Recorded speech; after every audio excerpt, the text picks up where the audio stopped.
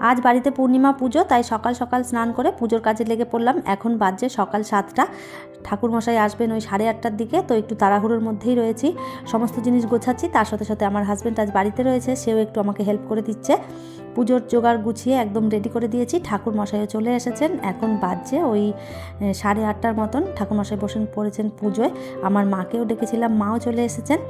তো এই যে সমস্ত পুজো পাঠের জিনিস সব গুছিয়ে দিয়ে এরপরে পুজোয় বসে পড়লাম। প্রচুর ঠান্ডা পড়েছে, ঠান্ডার মধ্যে স্নান করে আমার অবস্থা হয়ে গেছে একদম খারাপ, কাঁপতে কাঁপতে সমস্তটা গুছিয়ে ফেলেছি। আর এই তো পুজো হয়ে গেছে প্রায় কমপ্লিট। আপনারা যদি পূর্ণিমা পুজোর ব্লগটা দেখতে চান তাহলে কালকে আমার চ্যানেলে পেয়ে যাবেন। আর এই যে গরম গরম সবার জন্য চা বসিয়ে দিলাম। শীতের সকাল, চা না হলে চলে না। তো এখানে ঠাকুরমশাই, আমার মা রয়েছে, আমার হাজব্যান্ড রয়েছে, সবার জন্য চা করে নিলাম। চা খেতে থাকি তাহলে। আজকের মতন টাটা।